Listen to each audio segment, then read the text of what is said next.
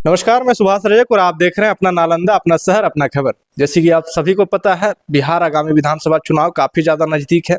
तारीख घोषित हो चुकी है और बिहार शरीफ का सीट अगर आप देखेंगे तो काफ़ी ज़्यादा चर्चित है, काफ़ी ज़्यादा हॉट सीट बना हुआ है।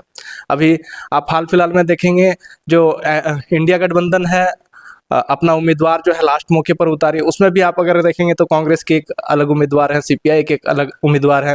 उधर जनसुराज से जो है पूर्व मेयर है दिनेश कुमार। फिर आप और भी पार्टी का देख लेंगे तो और भी कई लोग हैं। तो अभी हमारे साथ जो शख्स है वो किसी परिचय के मोहताज नहीं है, ये मेयर प्रतिनिधि अमित कुमार जी हैं। चलिए इनसे थोड़ा बहुत जानते हैं किस प्रकार से इनका तैयारी चल रहा है और आगामी विधानसभा चुनाव को लेकर क्या समीकरण रहने वाला है बिहार शरीफ में। सबसे पहले तो अपना एक छोटा सा परिचय दे देंगे भैया। मेरा नाम अमित हुआ भैया और मैं मेयर प्रतिनिधि के रूप में काम करता हूँ। प्रतिनिधि ऐसा तो कुछ होता नहीं, मैं मेयर मैडम की सहायता के रूप में, सलाहकार के रूप में मैं मेयर मैडम के साथ काम करता हूँ। क्योंकि आपको पता है कि महिलाएं हैं, माता श्री बहुत सारे काम करती हैं, तो बहुत सारी फाइलें रहती है, सब कुछ करती है।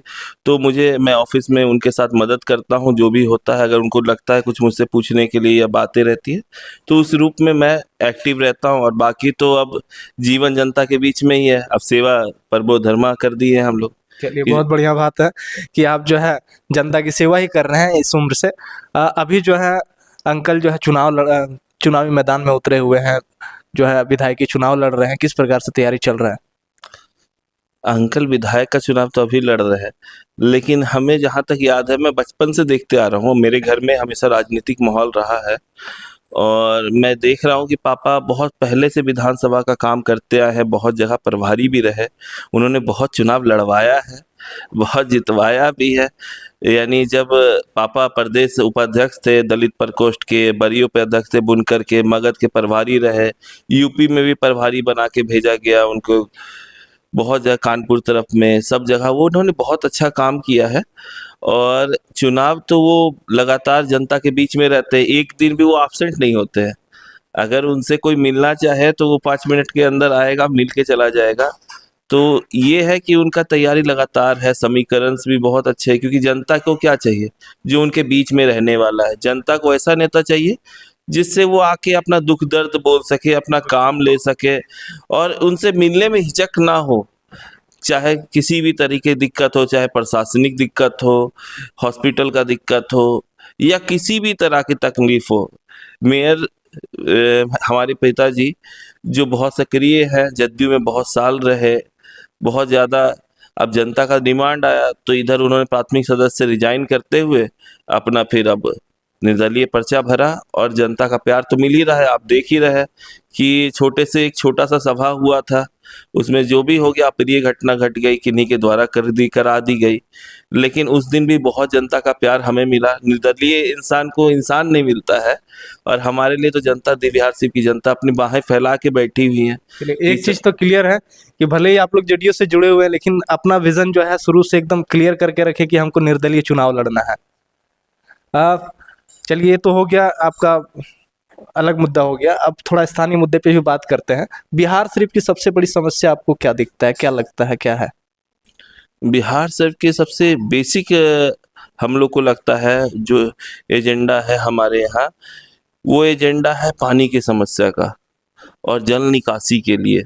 थोड़ा सा जल निकासी का तो अब तो बहुत ज़्यादा इंफ्रास्ट्रक्चर चेंज किया गया हम लोग के द्वारा, बड़े बड़े नाला निर्माण 3-4 कराए गए हैं और 4-5 बकायदा प्लानिंग में है, जो मुख्यमंत्री जी के बाद और जो होने वाले हैं वो हम लोग मिल के सब कराने ही वाले हैं।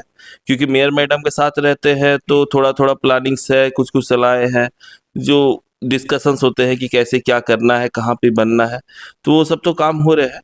लेकिन अपने यहाँ सबसे ज़्यादा रोजगार की समस्या है कि यहाँ रोजगार के लिए बहुत दिक्कत है युवाओं के लिए। यहाँ कोई भी बढ़िया रोजगार का या आईटी सेंटर्स या पार्क्स के लिए, कुछ भी स्पेशल इकोनॉमिकल जोन्स के लिए, ये सब करने के बाद कुछ हम लोग के यहाँ पे अपग्रेड होता है। जो हमारे यहाँ से बाहर लड़के जाते हैं वो वहाँ ना जाके यहाँ रहे। और हमारे यहाँ बिहार सिर्फ में, क्योंकि होम टाउन होता है और घर से दूर रहने का पीढ़ा बहुत अलग होता है। अगर आप माँ बाप के बीच है तो 5 पैसा थोड़ा कम ही कमा रहे हैं, लेकिन वो खुशी ज़्यादा मिलती है जो बाहर में रहने से मिलती है। और आने वाले समय में आप देख ही रहे हैं, इंफ्रास्ट्रक्चर हम लोग बहुत सारे चेंजेस डेवलपमेंट्स कर रहे हैं। नए मार्केट्स डेवलपमेंट के लिए रिवर फ्रंट व्यू का भी मेयर मैडम की तरफ से विचार करके गया था, उसका अप्रूवल होके एक फेज तो आया है। बाकी हम लोग अनेकों फेज करने वाले हैं, और ये भी उम्मीद है कि अगर हमारे पिताश्री अगर गए तो वो लड़ के बिहार से को एक नए स्पेशल इकोनॉमिकल जोन लाएंगे, जिससे यहाँ पे उद्योग करना, लगाना और नए रोजगार करना, आईटी सेंटर खोलना। अब आईटी सेंटर खोल देंगे तो उसके लिए स्पेशल दिया जाएगा कि आप कंपनी से आए, उनको टैक्सेशन माफ होंगे, बाकी चीज़ों का इंफ्रास्ट्रक्चर, लैंड भी मुफ्त मिल रहा है। अडानी जी को 1 रुपए में 1000 एकड़ मिल सकता है, तो आईटी सेंटर के लिए भी मिल सकता है भाई। बिल्कुल। तो आईटी सेंटर मिल जाएगा तो एक तो पोल्यूशन भी नहीं होगा और रोजगार का रोजगार हो जाएगा, क्योंकि वो तो क्या वर्क फ्रॉम होम चलता है। चलिए, आप ही के क्षेत्र में एक बाजार समिति आता है। हम्म। अब बाजार समिति का क्या हाल रहता है, हमने कई बार गया है। बहुत ज़्यादा जो है पानी जमा हुआ रहता है, कचरा फैला हुआ रहता है, और वहाँ के लोगों से भी जब हमने बात किया तो बोला गया कि यहाँ जो है कचरा उठाने का गाड़ी नहीं आता है। जब भी कोई पर्व त्योहार आता है, हम लोग जो है अपने पैसे दे के जो है गाड़ी बुलाते हैं, यहाँ से कचरा हटवाते हैं। इस पर क्या कहना चाहेंगे? आपको पता है 2022 में जब मेयर मैडम इलेक्शन लड़ी थी, तो बाजार समिति में हमारी वादे थी, बहुत सारे वादे थे। तो हम लोग जब 22 में जीत के आए तो बाजार समिति का पहला फेज का टेंडर हो चुका था, ठीक है। लेकिन वो टेंडर हुआ तो वो टेंडर काम नहीं हुआ, सामने वाले कॉन्ट्रैक्टर ने फेलियर हो गया और वो काम कैंसिल कर दिया गया। जब मेयर मैडम आई तो कहीं बाजार समिति को करना है, तो इसके लिए उन्होंने मुख्यमंत्री जी से मिला, बाकी से मिला, मुलाकात हुई, और फेज 2 और फेज 3 बाजार समिति का काम हुआ, जिसके अंतर्गत आप कृषि भवन बना, छोटे छोटे कॉन्ट्रैक्ट्स बने नगर निगम की तरफ से। स्मार्ट सिटी नगर निगम का एक हिस्सा है और बॉडी है जिसकी मेयर मैडम डायरेक्टर्स है, क्योंकि उसमें जनप्रतिनिधि में इकलौता जनप्रतिनिधि है जो मेयर मैडम है, बाकी सब ब्यूरोक्रेट्स है। चाहे आपके डीएम सर हो, हमारे नगर आयुक्त हो, हमारे चीफ यानी प्रिंसिपल सेक्रेटरी हमारे सर हो, और अर्बन डिपार्टमेंट के दिल्ली से यूनियन टेरिटरी के रहे, तो वो सब हैं मेंबर्स। एक जनप्रतिनिधि मेयर मैडम है, जिनका सोच था कि नहीं बाजार समिति में करना है। पहला फेज तो कैंसिल हो गया, तो दूसरे फेज में आपको रोड, जो पहले रोड बना है, बाकी चीजें बनी। लेकिन ये दुर्भाग्यपूर्ण है हम लोग के लिए कि बाजार समिति के अंडर नगर निगम का कोई बस ही नहीं चलता है। अगर हमारा बस चले तो उसमें हम शहर को हम क्लीन करके 421 नंबर से 80 नंबर रैंक ला सकते हैं, तो बाजार समिति तो हमें स्पेशल 100 लेबर वहां पे रखते हैं। तो हमारे लिए तो कुछ ऐसा है ही नहीं। हम लोग बात कर रहे हैं, लिखे भी है, बिहार सरकार में भी लिखे है कि बाजार समिति नगर निगम को दे दिया जाए, कम से कम साफ सफाई के लिए दे दिया जाए। हमें होल्डिंग वहाँ पे, हम टैक्स नहीं मांग रहे हैं, हमें सफाई टैक्स के नाम पे ही बस सफाई वाला टैक्स हम कर दीजिए। हम वहाँ से बाकायदा हर एक चीज़ मुहैया करते हैं, पानी की सुविधा मुहैया कराएंगे, वहाँ बाथरूम शौचालय का जो है वहाँ मेंटेनेंस नहीं हो पा रहा है। कुछ दिन पहले गए थे तो सोशल मीडिया के माध्यम से दिखाई पड़ा कि वहाँ पर ही बकरी बांधे जा रहे हैं, सब कुछ हो रहा है। वहाँ पे जो रसोई घर है वो नहीं हुआ। बाकी तो वहाँ पर ही बहुत सारी बातें हैं जो कुछ सरकार को भी आपको भी पता है कि वहाँ पर ही बहुत सारे पक्ष और विपक्ष हुए हुए हैं, जिसकी वजह से केस लग के वहाँ पर स्टे ऑर्डर लगा हुआ है, जिसकी वजह से आवंटन नहीं हुआ है अभी तक वहाँ पे दुकानों का। बाजार समिति बना लेकिन उसका पूर्णतः रूप से इस्तेमाल नहीं चालू हो पा रहा है, केसों की वजह से स्टे ऑर्डर लगा हुआ है। अब जल्दी हो जाए बस। आप नगर का बात किए कि साफ सफाई में काफ़ी ज़्यादा इम्प्रूवमेंट हुआ है। ये तो दिखता है कि चलिए सुबह सुबह जो है जो भी काम करती हैं महिलाएं, जो भी पुरुष काम करते हैं, सुबह सुबह झाड़ू लगता है, गाड़ी आता है, आपका रात को भी गाड़ी आता है और कचरा उठा के जाया जाता है। लेकिन एक चीज़ जो कमी नज़र आता है कि कहीं पे भी जो है डंपिंग यार्ड नहीं बना हुआ है, कहीं डस्टबिन नहीं लगा हुआ है। मतलब अगर गली से कचरा निकाला जाता है तो रोड के किनारे फेंका जाता है, फिर वह उसी को उठाया जाता है, धीरे धीरे वो गड्ढा होता जाता है और ज़्यादा कचरा होते जाता है। इस पर क्या कहेंगे? कुछ बोलेंगे तो ज्यादा हो जाएगा। नहीं, दर्शक तो यही सुनना चाह रहा है। अब बताते हैं कि हम 2016 में बिहार सिर्फ ओडीएफ फ्री सिटी हो गया, यानी डस्टबिन फ्री सिटीज कर दिया गया, घोषित कर दिया। अच्छा। ठीक है, नगर निगम के द्वारा ही घोषित किया गया है। अब ओडीएफ फ्री सिटी जब हो गया तो हम लोगों ने बहुत कोशिश के बाद अब जाके हम लोगों ने कुछ उपाय निकाला। हमारे नगर आयुक्त साहब बहुत ज़्यादा इस मैटर पे सोचते हैं, और हम लोग के द्वारा मेयर मैडम और नगर आयुक्त साहब के द्वारा निकाला गया कि हम लोग 100 डस्टबिन अब लेने वाले लिए हैं, बड़े वाले टेंडर निकाले हैं, क्योंकि बहुत मुश्किल से निकालना पड़ा है, बहुत सारे परमिशंस लगे, क्योंकि 2016 में जब ओडीएफ फ्री सिटी हो गया, यानी हम लोग को डस्टबिन की जरूरत नहीं है, हम लोग डस्टबिन को छोड़ चुके हैं। अब बिहार भारत सरकार का गाइडलाइन आया था, नगर निगम भारत सरकार के गाइडलाइन पे चलता है, मोहा होते हैं, उसके गाइडलाइन से ही 15वीं वित्त जो आता है वो भारत सरकार देती है, 6 फाइनेंस आपको बिहार सरकार देती है। लेकिन ये मेनली रूल होता है 74 अमेंडमेंट एक्ट के तहत जो हमारा नगर निकाय बना, तो इसके तहत ओडीएफ फ्री सिटी कर दिया गया। तो आप अपने ही से अपने पहले हाथ काट चुके हैं कि आप बाथरूम नहीं बनवा सकते, बाथरूम्स के लिए आपको शौचालय फ्री है, यानी आपको हर एक घर में बाथरूम्स है, हर एक घर में डस्टबिन है। अब बहुत जगह ओडीएफ प्लस प्लस होता है वाटर का, कि आपका पानी के लिए भी कोई समस्या नहीं है, आपका वाटर कंटेमिनेटेड नहीं है। अच्छा। जिसमें पटना दे चुके हैं कि ओटीएफ कंटेमिनेटेड है, उसमें वो कंटेमिनेटेड बहुत कंटेमिनेशन है। तो हम लोगों ने तो रोक दिया कि हमारा जब तक व्यवस्था सही नहीं होता है हम लोग आगे नहीं बढ़ेंगे। तो हम लोग ओडीएफ फ्री सिटीज थे, लेकिन ये वाली समस्या आपको बहुत जल्दी सॉल्व हम लोग करेंगे, क्योंकि कॉम्पैक्टर्स हमारे पास पहले से ऑलरेडी है, हमारे डस्टबिन भी आ जाएंगे। हाँ, हम लोग डोर टू डोर करते हैं। अब जैसे हम इंदौर की बात करते हैं, सबसे क्लीनेस्ट सिटी बोला जाता है इंडिया का, इतनी ही आबादी में, वो 3 लाख आबादी में हमारे पास 50 टिपर्स है सफाई का, और दो आपको पर वार्ड में 4 ठेले हैं। यही इंदौर में आपको इतनी ही आबादी के लिए 150 गाड़ियां हैं, टिपर्स हैं, और लगभग लगभग हर एक वार्ड में उनके पास, जितनी मेरी आबादी की हिसाब से वार्ड, उनके पास 10 ठेला है, छोटे छोटे ई रिक्शास है। तो अंतर है कि इक्विपमेंट्स कितनी आपके पास है, ताकत है।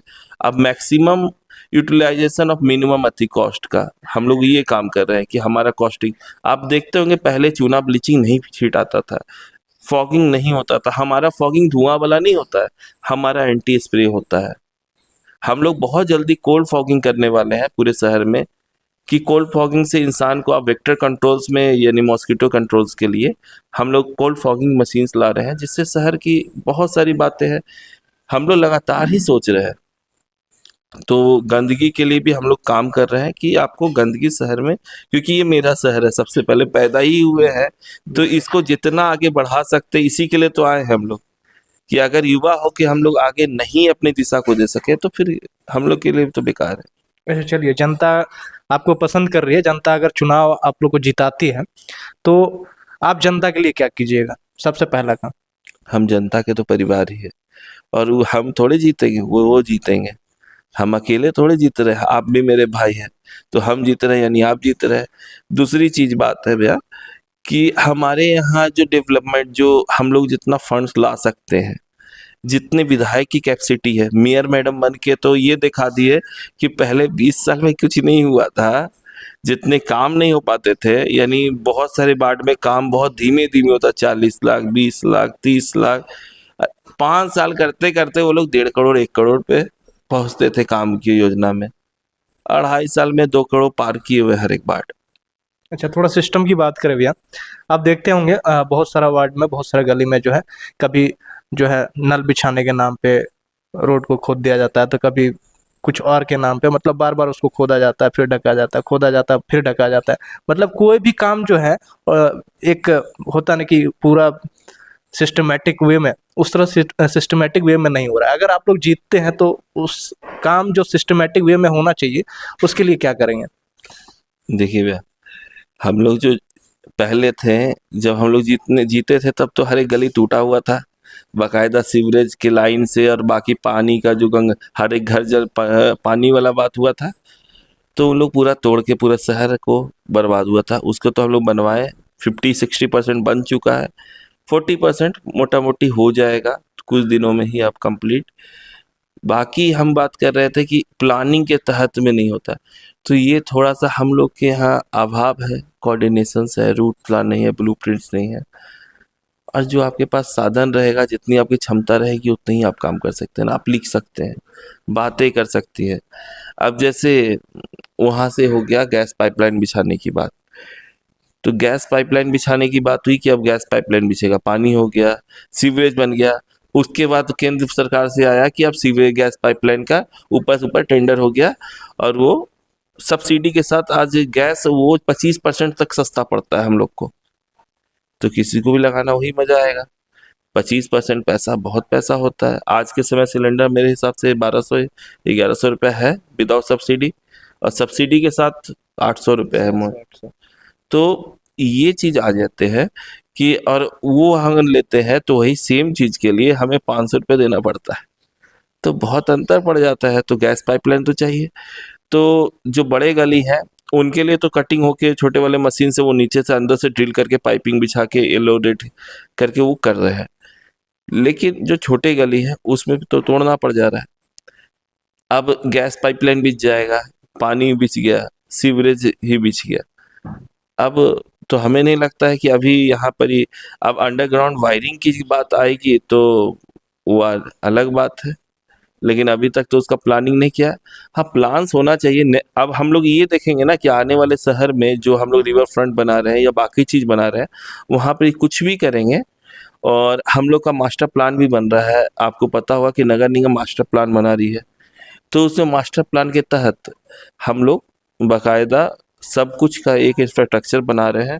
और जहाँ भी हम लोग डेवलपमेंट के लिए लैंड्स एक्वायर करेंगे उसमें बाकायदा जनता से ज़मीन मांगेंगे, उनको रोड नाला सब कुछ बना के सब कुछ करके देंगे उसमें, यानी कुछ हिस्सा उनका लेंगे, हम लोग एक्वायर करेंगे, और बाकी टोटल डेवलपमेंट करके उनका लैंड लगभग 90% ज़मीन उनको वापस देंगे, 10% हम लोग लेंगे, जिसमें उनमें रोड नाली गली ये सब कुछ करके अच्छा, बनाएंगे। आप लैंड की बात कर रहे हैं, ज़मीन की बात कर रहे हैं। आप दूसरे स्टेट्स में देखते होंगे कि जो भी जनता का जो है ज़मीन लिया जाता है कोई भी काम के लिए, सरकारी काम के लिए, तो जनता की ज़मीन लेने के बाद जो है उसमें उसका भी जो है कुछ परसेंट, उसको भी कुछ परसेंटेज दिया जाता है। मान लीजिए कोई आदमी का ज़मीन लिया गया तो उसको कुछ परसेंटेज दिया जाता है, उसको एक सिक्योर जो है एक तरह का जॉब बोल सकते हैं या रोजगार बोल सकते हैं, वहाँ पे प्रोवाइड करवाया जाता है। इस पर कोई सोच विचार? जो ये है ये तो ऊपर का लेवल का काम है भैया, और इसमें तो बनेगा, कानून बनेगा उसी हिसाब से होगा। लेकिन हम लोग उस लेवल का जमीन थोड़े ले रहे हैं, हम लोग एक बार पूरी जमीन नहीं कर रहे ना। हम आपकी जमीन लिया, जैसे हम मेरे 10 दोस्त मिलके अगर एक कोई प्लॉट लेते हैं, और वो प्लॉट अगर 2 बीघा का है या 3 बीघा का है, सब मिलके प्लॉट लिए, तो अंदर में सबको घर बनाना है, सब कुछ करना है, तो रास्ता देना है ना, नली गली जाना है, तो हम उसी के लिए वो स्क्वायर ले एक्वायर करेंगे, और उसमें बकायदा पहले से नली गली आपका हर एक सिस्टम, लाइट स्ट्रीट लाइट से लगा के सब कुछ करके दे कि आप बाद में अगर वहाँ पे घर बनाए तो वो आपको इजी रहे, कि आपको कोई चीज़ जरूरत ना पड़े। आज देखते हैं ना कि हम यहाँ पे हैं, अब बिहार सिर्फ के तो लैंड्स की कीमत आपको पता ही है, और हम यहाँ पे हैं और जमीन सस्ता की वजह से हम बहुत अंदर जाके घर बना लिए, जिसे वार्ड नंबर 50 में आपको दिखाई भी पड़ रहा होगा कि पानी का समस्या आया, तो हम चारों बगल खेत है, उन किसान को खेत में पानी चाहिए धान के लिए, और उनको निकलना है तो पानी नहीं चाहिए, तो ये तकलीफ हो रही है।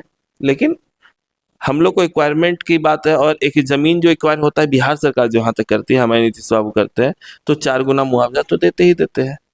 अच्छा, तो अगर किन्हीं को वो कम लगता है तो कोर्ट जाके वो फैसला करते हैं, सिविल में लड़ते हैं, फिर जो हो फैसला आता है कोर्ट का वो सर्वोपरि रहता है। चलिए, बिहार शरीफ में क्या समीकरण रहने वाला है? जैसे इधर भी आप जो है मेयर प्रतिनिधि, उधर जनसुराज से देखेंगे तो जो पूर्व मेयर थे आपके दिनेश कुमार जी, वो भी खड़े हैं। आप अगर इंडिया गठबंधन के लेंगे तो कांग्रेस से भी प्रत्याशी हैं, सीपीआई के भी प्रत्याशी हैं। क्या कहना चाहेंगे, क्या समीकरण रहने वाला है? हम तो ये कहेंगे कि हम, जैसे मेयर मैडम पहली मेयर हैं जो जनता के चुनाव में इलेक्शंस में जीत के आई, और वो भी चुनाव विधायक के चुनाव से कम बराबरी वोट्स के थे, वो 3,35,000 वोट के थे, ये 3,88,000 वोट के हैं। ठीक है, एरिया लगभग बराबर है, कुछ हमारे 6-7 बाट कट गए, उधर से रहुई जुटा, तो थोड़ा सा अंतर हो जाता है। बाकी काम की बात करें तो हम लोग तो, समीकरण ये है कि हमारे साथ लगभग 80% बाट पार्षद है। आप सोच सकते हैं कि हम लोग काम अच्छा कर रहे होंगे, हमारे पास जनता का प्यार बहुत है। पिछली बार तो बहुत सारे गलत फहमियाँ थी कि ये नहीं हो सकता है, वो नहीं हो सकता है, ये नहीं कर सकता है, इनके पास जात नहीं है। हम लोग जात की राजनीति नहीं करते, हमारी जमात की राजनीति होती है। तो जमात हमारे सब परिवार हैं, हमारे भाई हैं, हम यहाँ पैदा हुए, जब यहाँ पे बसे हैं, तो हम लोग यहाँ पे तो आपको भी पता होगा कि 10th के पहले तो आपको कोई कास्ट का नाम भी नहीं पता था। बिल्कुल हम दोस्त, सही। कौन जात है क्या मतलब है, सब बिहार में कुमार लगाते हैं, सबका नाम कुमार ही रहता है। तो हम पहले अपने समाज को अब आगे बढ़ाना, युवा अब नीचे में जात पात कास्ट रिलीजन ये सब से नहीं होगा कि हिंदू मुस्लिम ये सब कुछ नहीं, सब हम लोग एक साथ हैं, सार्वजनिक हैं, हम लोग एक रहते हैं, हम लोग एक साथ मनाते हैं खुशियाँ, त्योहार खुशियाँ मनाने से, आज जैसे दिवाली है तो दिवाली का पर्व है, तो इसके लिए तो सबको, आपको भी शुभकामनाएं हैं और जनता को भी शुभकामनाएं हैं। और जैसे ईद आएगा, सबसे भैया खाते हैं हम लोग सब भाई मिलके, तो सबको यहाँ तो बिहार से हम लोग के यहाँ तो गंगा जमुना की तहवीज है। और हमारे घर में हमारे स्कूल्स है, हम लोग तो इतने अच्छे से पढ़ाई किए हैं, हम लोग का जो क्वालिफिकेशंस है, हम लोग जितना हम लोग को बिहार से का जो है परवरिश है कि हम लोग सब एक है, कोई ऐसा नहीं रहेगा कि किसी में कि नहीं ये तो ग्रुप अलग है वो ग्रुप अलग है, हम लोग तो बिहार से पूरा सिंगल ग्रुप होता है। हम कॉलेज में भी स्कूल में भी सब सिंगल ग्रुप थे, तो यहाँ कोई ऐसा ही बात नहीं है। आपको जितना आप प्यार दीजिएगा जनता उससे आपको ज्यादा प्यार देगी। चलिए, अंत में जो है बिहार शरीफ विधानसभा क्षेत्र के लोगों से क्या अपील करना चाहेंगे? मैं ये अपील करना चाहता हूँ, जन नेता उनको ऐसा आप चुने जो विधायक आपके बनने के बाद आपके बीच में रहे, आपके सुख दुख में रहे, आपके घर आ सके, आप उनके घर आ सके, आपको कोई भी तकलीफ हो तो 24 घंटा वो जो अवेलेबल रहे, उनको चुनिए जो आपके शहर को डेवलपमेंट करे। ऐसा ना है कि डेवलपमेंट ना करे और बस आके हिंदू मुस्लिम करेगा, या कोई कास्ट वाइज है कि नहीं मुस्लिम है तो हम मुस्लिम को देंगे, हिंदू है तो हम हिंदू को देंगे, हम बटेंगे तो कटेंगे, ये सब जो नारा लगाते हैं ना, वो बस इतना गलत बोलते हैं। अरे बटना कटना क्या है भैया, 20 साल से एनडीए का सरकार है, कुछ हुआ है और कुछ भी नहीं होने वाला है। हम लोग सब एक हैं, हम लोग को बस विकास की ओर लेके जाना है अपने आप को, और बस यही कहेंगे कि जो आपके बीच में रहता है, आपके साथ रहता है, आपके लिए है, उनको चुने जिससे आप भी उनसे काम ले सके। इसी के साथ धन्यवाद। चलिए, बहुत बहुत धन्यवाद भैया जुड़ने के लिए। तो अभी आप सुन रहे थे अमित जी को, जो मेयर प्रतिनिधि हैं, और इनसे हमने बातचीत किया बिहार शरीफ का जो बाजार समिति है उनके ऊपर बातचीत किया। बिहार शरीफ में जो गंदगी की समस्या बनी रहती है, डंपिंग यार्ड का जो समस्या है, डस्टबिन का जो समस्या है, उस पर भी बात किया, और बिहार शरीफ में क्या प्लानिंग रहने वाला, किस प्रकार से चुनावी मुद्दा इनका चलने वाला, इन सभी मैटर पे, इन सभी चीज़ों पर हमने जो है इनसे बात किया। तो ऐसे ही अपडेट्स के लिए जुड़े रहिए हमारे चैनल के साथ। आप देख रहे हैं अपना नालंदा और मैं हूँ सुभाष रजक। धन्यवाद।